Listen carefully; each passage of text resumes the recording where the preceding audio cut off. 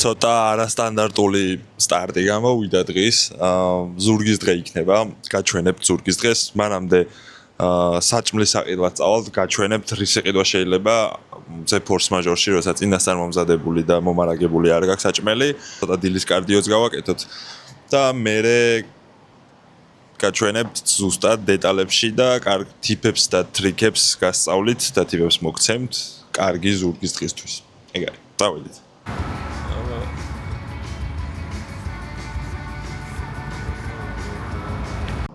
სტანდარტულად კარგი არჩევანია კარფური, როცა წინასწარ არ გაქვს არაფერი ნაყიდი. დიდი ალბათობა რომ რამე გემრიელს იპოვი. დიდად კარგი არჩევანია თქო რომ გითხრათ მოგატყუებთ, მაგრამ სხვა მოცემულობა არ გვაქვს. თან გამოვალია და ნახოთ. აისბერგის ტიპებს სახლში გეტყვით. ძალიან გემრიელი და საჭირო რამე არის დიეტის დროს. თან თუ იკლებ.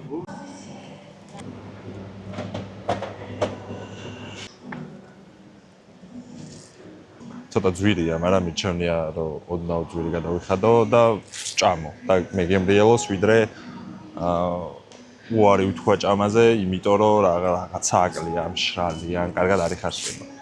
2 და 3 ლარი არაფერს არ წყვეტ ზედმეტი. მიაქციეთ მაგას ყველა. მეც ეგრე ვიყავი. ეკონომიას ვაკეთებდი ხოლმე, რომ აი რაღაცა 10 ლარიანის მაგივრად 6 ლარიანს ვიყავდი და მე იმ 6 ლარიანსაც არ ვჭამე. გადაიხადე და ჭამე რა. იმასში გადაიხადე, რასაც მართლა შეჭამ. соусების რეკლამა არ მიყვარს, მაგრამ made for meat-ი chipotle burger style-ი არის. მართლა ძალიან გემრიელი соусია. რომელიც ბურგერთანაც ძალიან მაგრა მიდის, ხნებისმიერ ხორცთან ძალიან მაგრა მიდის, ვრებშიც მაგრა, ვრების რეცეპტსაც განახებთ, არ ვაპირებდი მართლა შემთხვევით და ძალიან დიდი ხანია ვეძებდი ამ соусს.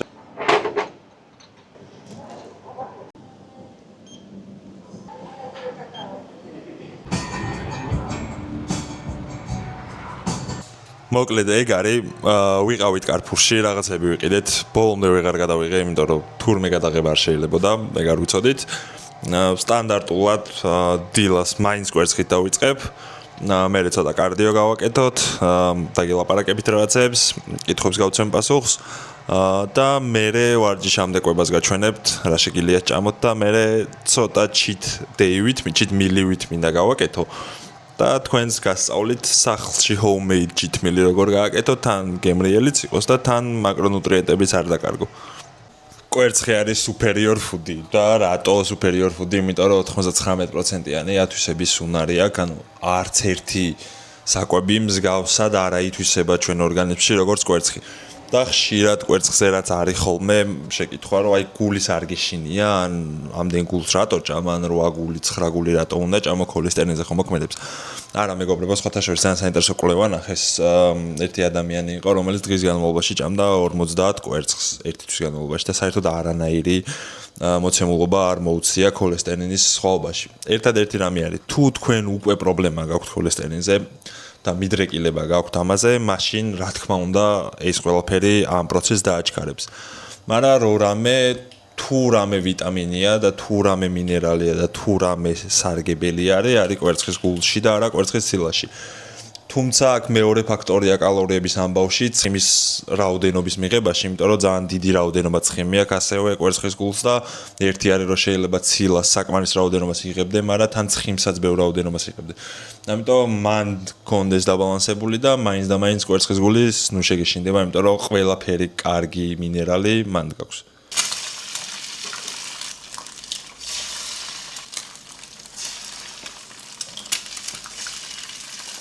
ცოტა ვჭამეთ, კარდიოს გასაკეთებლად გამოვედი, კარდიოს ვეძახი, რეალურად ვაგროვებ სტეპებს, 10,000 სტეპს ვაგროვებ, რომელიც საბოლოო ჯამში იმაზე მაგრად მოქმედებს შენზე, ვიდრე წარმოგიდგენია და ზოგადად overall შენ ჯანმრთელობაზე რა. თან საჭმლის გადამუშავებაშიც მეხმარება. და განსაკუთრებით ის ხალხი, ვინც დიეტობთ, კარგი რამე არის, საჭმლის ჭამის შემდეგ სიარული. თან ცოტა კალორიების დაწვაში დაგეხმარება, რაც საბოლოო ჯამში ნუ შეგიქმნის იმ ადგილს, რომ კიდე ერთი საჭმელი დაიმატო, კიდე ერთი ჭამა გქონდეს და შედარებით ნაკლებად იგზნო შიმშილი. ეხლა რაც შეეხება კომენტარს, წინა ვიდეოში ვახსენე, რომ ესე ერთ კომენტარს გავცემდი ხოლმე პასუხს ვიდეოში და ძალიან საინტერესო კომენტარი შემხვდა, ჩემი თავი გამახსენდა რაღაცნაირად ამ კომენტარზე. 17 წლის ბავშვი წერს, ნუ სახელი არ აწერია, SS-ი.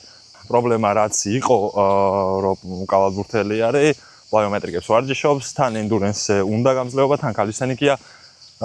იმიტომ ავარჩიეს კომენტარი, რომ მეც ბევრმა თქვენგანმა არ იცის, მაგრამ პროფესიონალურ კალათბურთიდან მოდივარ, წლების განმავლობაში თამაშობდი, ისე რომ ქალაქში დარბაზი არ იყო, წყალტუბოში დარბაზი არ არსებობდა, გარეთ ვარჯიშობდით. ნუ კალათბურთს დარბაზს არ გულისხმობ, ჩვეულებრივ სატრენაჟერო დარბაზი მეგონი ხაც არ არის. თუ ვინმეს გაინტერესებს, შეგვიძლია გავხსნათ. კარგი პირობებით. ეგ პრობლემა არ იქნება. და მეც ძალიან აქტიურად ვარჯიშობდი, ყოველდღიურად თან რაღაც ბოდიბილდერის ვარჯიშებს ვაკეთებდი, პლაიომეტრიკას ყველაფერს ვაკეთებდი. პრობლემა იმაში იყო, რომ გადავიღალე, ამ ტიპსაც უწერია, საბოლოო ჯამში ტენდონისის პრობლემა გამიშთა, გადაიცვითა ჩემი ჯვარედინი იოგები, რამაც ჯერ პერფორმენსში შემიშალა ხელი და ნუ მე საბოლოო ჯამში ტრავმამდე მიმიყვანა რა. რაც რომ ამ კომენტარის ავტორს პირველ რიგში გთხოვ, რომ დასვენება აიღო და გირჩევ. დასვენების გარეშე წარმოუდგენელი არის იმ კუნთი რომ მალევე ღდგება და კუნთი რომ მალევე ძლიერდება, არ ნიშნავს რომ ყესიც მალევე ძლიერდება და მალევე ღდგება, ამიტომ მაგას მიაქცია ყურადღება. და კონდეს არ არის საუბრობლო 6-7 ვარჯიში. რაც ეხება უშუალოდ ენდურენს, ერთი არის რომ ფეთქებადობა გაქვს და რა თქმა უნდა სტამინა ეგრე გაგეზდება, რომ მაგალითად სპრინტები აკეთო, გაიქცე 20 წამი ძალიან ჩქარა გაიქცე, მერე 20 წამი ნელა გაიქცე, 20 წამი ძალიან ჩქარა გაიქცე, 20 წამი ნელა გაიქცე. ყველაზე კარგი გზა იქნება სპრინტების გასაკეთებლად, მაგრამ ზოგადად overall სირბილიც გჭირდება, რომ ენდურენსი გქონდეს და ყველაზე კარგი იქნება აღმართებზე სირბილი, რაღაც გორაკებზე, რაღაც თაზე თუ გაირბენ, ეგ ყველაზე კარგი არის და სპრინტები რო ფეთქებადობა მოგცეს, ზოგადად ამ overall რჩევისა და კარდიოს გაზრდისა, რასაც მინდა რომ ძალიან დიდი ყურადღება მიაქციო, რაც მე დავუშვიე შეცდომა თავის დროზე. იმიტომ რომ უბრალოდ ირგვლივ არავინ არ მყავდა და არავინ არ იყო ისეთი ადამიანი, ვისაც რამეს კითხავდი და რაღაც რჩევას მივიღებდი სპორტის მხრივ და რაღაც ფიზიონომიური განვითარების მხრივ და ათლეტური განვითარების მხრივ. პირველი რა შეცდომასაც უშვებდი, რომ ვარჯიშობდი არა ათლეტივით, არამედ ბოდიბილდერივით, რაც ყველაზე ნაკლებად გჭირდება შენ. ყველაზე დიდი ფოკუსი და ყველაზე დიდი მიზანი შენთვის უნდა იყო, რომ ივარჯიშო როგორც სპორტსმენმა და ათლეტმა და არა ბოდიბილდერმა, მაგ შეცდომას მე წლების განმავლობაში უშვებდი. არ მეძინა საკმარისად კარგად, აი რომ მეუბნებოდი ბავშვობაში, რომ იცი რა, უკა ძილი გჭირდება და დაიძინე, ან მეთქი ბავშვი ვარ, ძილი მჭირდება, ხოძზე ვარ, არ მაწუხებს. ეხა ერთი გათეული ღამეც და ეგრევე სახიდან დაწყებული, ხასიათით დამთავრებული ყველაფერზე მეტყობა, საერთოდ მაგასთან ერთად ჭამას არ ვაქცევდი ყურადღებას, შემეძლო მთელი დღე ძეხვზე და პურზე გადამეტანა და რაღაც სიგიჟე ტოსტებზე და სიგიჟე ბუტერბროდი სენდვიჩებზე. სიგიჟე არის ხალხო, მით უმეტეს როცა სპორტსმენი ხარ და მით უმეტეს როცა ათლეტი ხარ, შენ მოგმართავ ძალიან მნიშვნელობა აქვს, რომ ეგ ყველაფერი დალაგებული ქონდეს, ეგ ყველაფერი სწორად ქონდეს, არ მოსულა რომ მე ეხა დრო არ მაქვს რა. სპორტსმენი და ათლეტი სხვანაირი არის. ასე მეტად რაც მაგიჟებდა ამ კომუნიკაციებში არის, რომ აი ერთო ძალიან კარგ დონის სპორტსმენთან და ათლეტთან მიმუშავია, რამოდენიმესთან ჯერ კიდევ თანამშრომლობ, ყოფილა რომ აი ამას ვერ შევჭამ. და იცი რა, აი ამას რაღაც ცუდი სუნი აქვს და ეს ამდენი უნდა უჭამო? აბა რა უნდა ქნა? ათლეტი ხარ, ანუ დაიმახსოვრე, რომ სპორტსმენებისთვის და ათლეტებისთვის ცხოვრება ცოტა სხვანაირი არის, ვარჯიში სხვანაირია, ძილი სხვანაირია, კვება სხვანაირია, იმიტომ რომ მიზანია განსხვავებული, ზოგადად ყველაფერს განაპირობებს მიზანი. და კეთილი ინებე და მოიქეცი ისე როგორც უნდა მოიქცე და როგორც უნდა გააკეთო, იმიტომ რომ რაღაცეები მინდაზე აღარ გილაგდება, როცა მაღალ დონის სპორტზე ხები, რაღაცეები ყველაფერი უნდაზე, ანუ რაც პროგრამირებასავითაა, ცოტა ისეთ შედარება არის, მაგრამ თან ფრილანს დეველოპერი ვარ და რო რამე credibility macro ეგეთ შედარებები გავაკეთო. ანუ if-else statement-ად, ანუ რო რაღაცა თუ რაღაც, ანუ მე თუ ამას შევჭამ, იქ მაგარი პერფორმენსი მექნება, მე თუ ამ დროს დავიძინებ, იქ კარგი აღდგენა მექნება, მე თუ ამას გავაკეთებ, რო რაღაცა თუ რაღაც არის და არა ის რომ აი ამას ცუდი სუნი აქვს, რა 8 წლის ხარ, რას ნიშნავს ცუდი სუნი აქვს და ვერ შეჭამ და რას ნიშნავს რომ აი ამას ვერ გადავყლაპო. კარგი, თუ შენი მიზანია რომ დომინირებდე და თუ შენი მიზანია რომ მაღალი ლეველის სპორტსმენი იყო და ათლეტი იყო, მართლა რაღაცეებზე ჯერ ფსიქოლოგიურად მოგიწევს მუშაობა, ჯერ ფსიქოლოგიურად მოგიწევს რაღაცების გადახარშვა და მერე უკვე რეალურად ამის კონვერტაცია ცხოვრებაში. თუ ამ ყველაფერს ვერ მოახერხებ, არც უნდა გქონდეს მაშინ საკუთარ თავთან იმის მოთხოვნილება და რაღაც იმის წუხილი, რომ მე რატო ვერ ვქენი და ან ის რატო წავიდა, იმიტომ რომ რაღაც დოზით მეც მქონია ეგ ფიქრები, რომ აი რა სად დაუშვი შეცდომა რა გავაკეთე. უბრალოდ პრობლემა იყო, რომ მე წვალობდი, ოღონდ ისევ წვალობდი, რომ ირგვლივ არავინ არ იყო. ამდენი რო ჯარი ძალიან არ მინდა ჩემი მსგავსი შეცდომები, იმიტომ რომ არ იყო ფიზიკურად ცოდნა, ახალმა თაობამ დაუშვას და პატარა ბავშვებმა, რომელიც ეხა ამ გზას გადის და მე მიყურებენ. ასე რომ თუ ოდნავი შესაძლებლობა გაქვთ, რომ კარგი მწვრთნელი აიყვანეთ, ძალიან ყველაზე დიდი ინვესტიცია იქნება ეგ. და ოღონდ არა ერთი თვით და ორი თვით დრო მიეცი მწვრთნელსაც და შენ თავსაც რომ გადაეწყოთ და შეთამაშდეთ ერთმანეთთან და გაუგოთ ერთმანეთს, იმას შენი ორგანიზმი ისწავლოს შენი ხასიათები და ზოგადად აიღო ყველაფერი რა როგორ მუშაობს და თუ ეს არ გაქვს, მაშინ ჩაუჯექი ჩემ ვიდეოებს და ძალიან დიდ ცოდნას მოგცემ, მართლა ძალიან დიდ ცოდნას მოგცემ, იმიტომ რომ თავის დროზე რაღაცნაირად გულში ჩაწყვეტასავით მაგ არ შემიძლია რომ არ ვთქვა. თავის დროზე 16 წლის ვიყავი, პირველად გადავწყვიტე კრეატინის დალევა.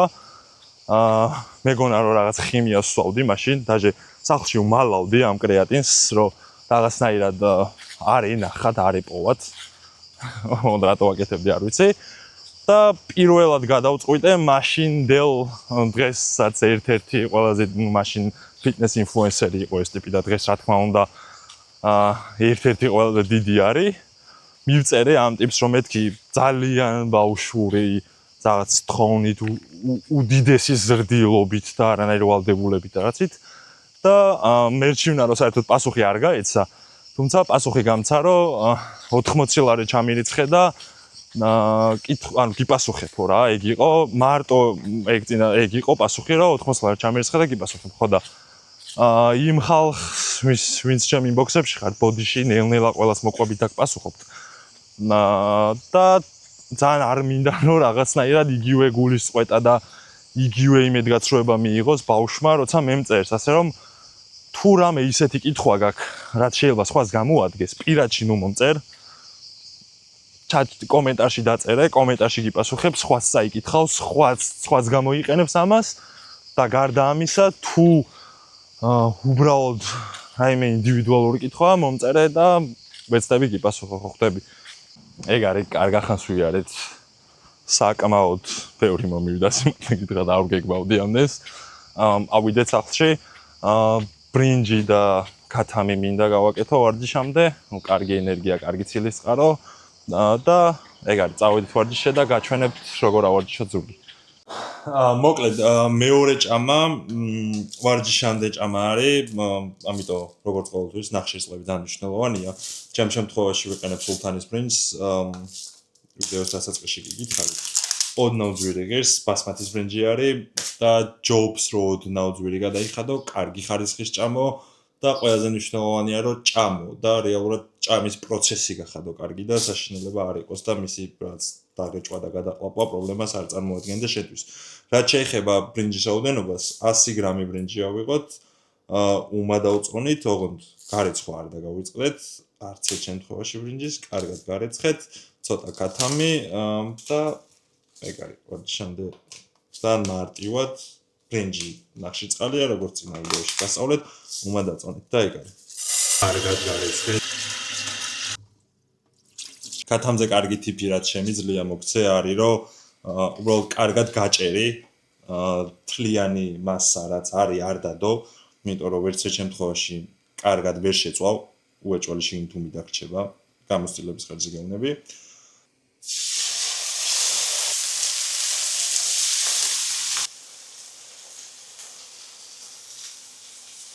მოკლედ 230 გრამი მომზადებული ქათამი, 150 გრამი უმი ბასმათის ბრინჯი და 20 გრამი სირაჩა соуსი. ეს მაკროები გამოვიდა, ნუ მოერიდებით და ხოთ ნუ მოერიდებით соуსებს.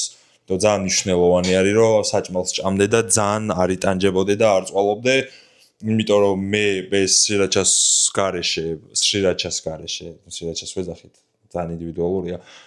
მე ჭამა საკმაოდ ბევრს ვიწვალებდი, ამიტომ 20 კალორია ღირებული соуსი დამიჯერე ღირს.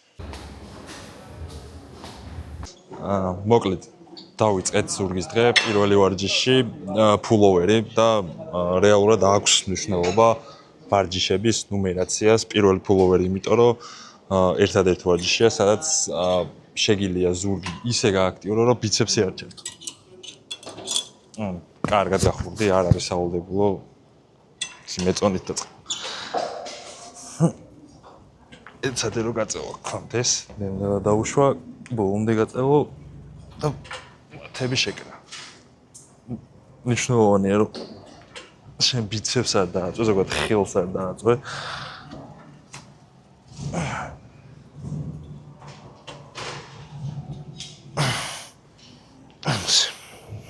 ანუ გახურების სეტი არ აქციო ხოლმე სამუშაო სეტად ერთი ეგ მარტივი ტრიკი.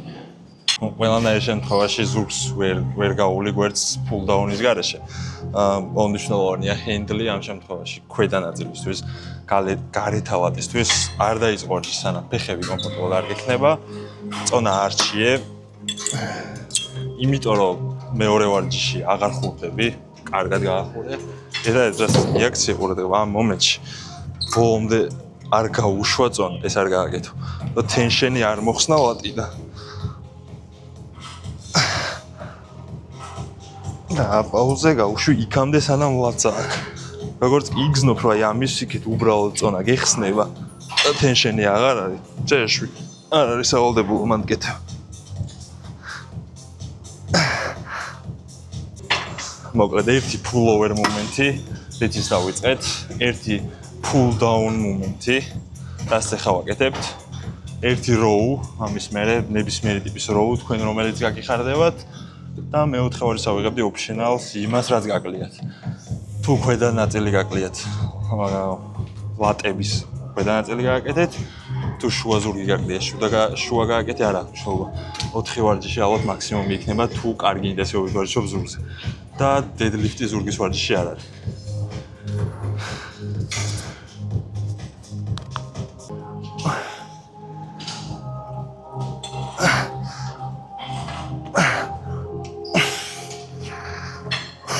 მოკლედ pull down-ის მერე გადავიდეთ ერთი row pattern-ი გინდა ჩემ შემთხვევაში ეს უნილატერალი, იმიტომ რომ ცალი ტრაპეცია, ცალი ლათი ბევრად დიდი მაქვს ვიდრე მეორე. ამიტომ მსგავსი ტექნიკა შეგიძლია გამოიყენო ამ შემთხვევაში. თან თუ ქვედა ნაწილი არის შენი პრიორიტეტი, შეგიძლია ოდნავ გადმოიხარო და სუსტი მხარით დაიწყო. ჩემ შემთხვევაში თუ მარცხენა ლატი სუსტი არის, შეუძლია 12-ის გაკეთება. მარჯვენაც 12-ს იზობს. ეთადეთ რომ ზუსტად წერტილოვანი დარტყმა იგზნოთ აი ამ შემთხვევაში, აი ამ ნაწილში. და ეგ არის, მიყევი.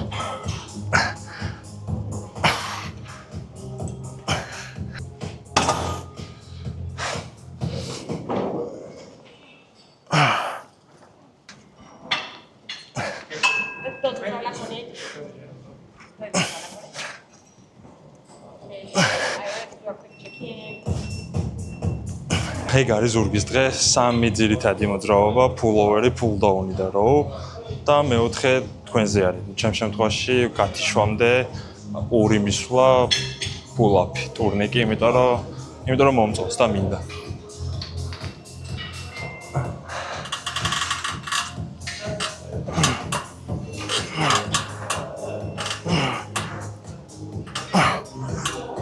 ის ფულით დავამთავროთ, იმიტომ რომ ზურგის დღე არის, full day არის და უკანა მხარი არის და კამერა არის 1%-ზე, წინასწარ ბოდიში გაითიშება. face ფულით დავაფინიშებთ ამ დღეს. კარდიო არის თვება ვარჯიშის მერე და წვივებს არ ვთვლი ხოლმე. face ფული 2-3 მისვლა და ეცადეთ მერე ბიცეპსით დაამთავროთ, თუ ენერგია შეგჭირთ. ზურგის დღეს 4 ვარჯიში სავსებით საკმარისი არის. და არც ისე კარგი ამბავი გადაგხვდა თავს, შუა დაუგეგმავად, ერთი რომ ვარჯიშის ბოლომდე ვერ გავედით, იმიტომ რომ დაჯდა, ყველაფერი დაჯდა, დამატებით ბატარეიას დაჯდა და დამტენი ვერ ვიშო. ყველაზე ცუდი ოსმო გადმომივარდა, თავით დავარდა და ცოტა გატყდა, მაგრამ რაღაცნაირად მოვახერხე რომ შემეწეპებინა სავით ეს რაღაცნაირად ხელით ჩავსვი, მაგრამ რაღაც მომენტებში ისე ვირეო. მოკლედ დღევანდელ დღეს მაინც მივიყვან ბოლომდე სამი ძირითადი ზურგის მოძრაობა აქ გიხსნი, აქ დაგიმთავრებ, სამი ძირითადი ზურგის მოძრაობა გაქვს pull day-ზე, ერთი pull down-ი, ზემოდან ქვემოთ, რასაც აკეთებ, მეორე pull over-ი, სადაც ერთადერთი ვარჯიში, სადაც ბიცეპსი არ აქტიურდება ზურგის ვარჯიშის დროს და row. ამის ვარიაციები შენზე არის, სად გადაწყვეტ, როგორ გადაწყვეტ, სად უფრო კომფორტულად იგზნობ თავს, შენ მოირგე. და დანარჩენი არის ენგლები და ენგლები განსაზღვრავს შედარებით რაღაც ამპლიტუდას მოძრაობის და შემდეგ ეს განსაზღვრავს იმ კუთხეებს, რომელზეც დაგარტყავს შუა პროცესში უშუალოდ ვარჯიში. და დამატებით ერთი ვარჯიში შეგიძლია ჰიპერექსტენზია ჩაისვა, შეგიძლია ზედა ზურგისთვის ჩაისვა ის რაც გაკლია. და pull day მთავრდება უკანა მხრით, rear delt-ით და ბიცეპსით, თუმცა ამ ბიცეპსის და rear delt-ის ვარჯიში ვერ გაჩვენეთ, მაგრამ არაფერი ახალი არ გამიკეთებია, გარდა იმისა, რაც YouTube-ზე ჩემს channel-ზე არსებულ პირველ ვიდეოში ვაკეთებ, იმიტომ რომ ვარჯიშებს ხშირად არ ცვლით, არ არის სავალდებულო ყოველ კვირას და ყოველ ვარჯიშზე ახალი რაღაცები გააკეთოთ, მიეცით დრო, აცადეთ, ადაპტირდეს ორგანიზმი, ნახოს რა ერგება, რა არ ერგება და ამის მიხედვით მე მარტივად შეცვლი ყველაფერს. მოკლედ, მე ხჩამოვედით სახლში, ცოტა ნაწყენზე და თან გაბრაზებულზე, რაღაცნაირად cheat meal-ი მინდა, მოუწყო ჩემს თავს, რაზეც დღის დასაწყისში გესაუბრეთ, ბურგერს გავაკეთებ სახლში. მოკლედ, ვაგრძელებთ წარუმატებელი დღის სერიას. გეგმაში მქონდა რომ ბურგერი გამეკეთებია, მაგრამ აღმოჩნდა რომ ის საქონლის ხორცი, რომელიც საყინულში არ მქონდა და გვერდით მქონდა დატოვებული, გაფუჭდა და საშინელი სუნი ეგ დამჭამს არ ვაპირებ. თუმცა მაინც რაღაცა ისეთისკენ მიმიწევს გული. რეპის გაკეთებას გასწავლით და აისბერგი, რომელიც ძალიან გავს სალთის ფურცელს და უმეტესობა თქვენგანი არ იცის და ვერ იყენებს და ვერ ხვდება რა შეჭირდება. ჯერ ჯედისით არის დიდარი. აი აისბერგი არის ის სალთის ფურცელი Big Mac-ში რო არის რა. მოკლედ რა შეჭირდება აისბერგი, გარდა იმისა რომ უჯრედისია, ძალიან მაგარ ტრიქს გასწავლი თუ იკლებ წონას განსაკუთრებით მაშინ, იმიტომ რომ რეალურად აისბერგის ფუნქცია რა არის, საკვების ჭამის დროს დიეტისა ძალიან დიდი მნიშვნელობა აქვს, რომ საკვებს კონდეს დიდი ვოლიუმი, ანუ შეიძლება მაკრონუტრიენტების მხრივ, ანუ კალორიების მხრივ და რაღაც იქ ნახშირწყალი და ცხიმი და ცილა ძალიან ბევრი არ იყოს, მაგრამ ბევრს ჭამდე რა. და ძალიან კარგი არჩევანია ამ შემთხვევაში აისბერგი, იმიტომ რომ რაღაცნაირად ლუკმის რაოდენობა გემატება და ცოტა რთული ახსაქმელი არის, მაგრამ ხშირად ეგრეც ითვლიან ხოლმე, რომ აი რაღაცა დიეტის დროს 20-30 ლუკვით მეტი გიწევს. აი მაგალითად თუ ბრინჯს და ქათამს ჭამ და 15 ლუკმაში ვამთავრებ ჭყალებში, თუ აისბერგს ჩავყრე შიგნით რაღაც 100 გრამს, 200 გრამს და დამემატება ალბათ 1-50 კალორია, მაგრამ ვოლიუმი გამეზრდება, რაც გარდა იმისა, რომ უჯრედისი მონელებას შემინელებს და დამეხმარება მონელებაში და ათვისებაში, გამიგემრიელებს საჭმელს, ასე რომ ვარჯიშის შემდეგი ჭამა ტორტილა, რომელიც 60 გრამი ნახშირწყალი არის და 290 კალორია 100 გრამზე, მაგრამ 100 გრამი არ არის მთლიანი ტორტილა. აისბერგი, ქათმის ხორცი და ახლობით 180 გრამი არის მომზადებული. მოკლედ მაკროები აქ არის. სულ ეს იყო დღევანდელი დღე ცოტა არასტანდარტულად ფორს მაჟორშიც და დაუგეგმავი რაღაცების თანხwebdrift მაინც რაღაცნაირად ბოლომდე გავიყვანეთ. ეგ არის ჭამის მერე ცოტა გავივლით კარდიოს და ეგ არის. დაელოდეთ შემდეგ ვიდეოს, თუ რამე კითხვა გაქვს, დამიწერე, იმიტომ რომ აუცილებლად გავცემ პასუხს. რაიმე კითხვას ამოვარჩევ, შეიძლება ეს კითხვა შენი იყოს. ან რავი, დაალაიქე, დააკომენტარე, გააშიარე, თუ თვლი რომ ღირებული და კარგი კონტენტია. თუ არა დაიგიდე.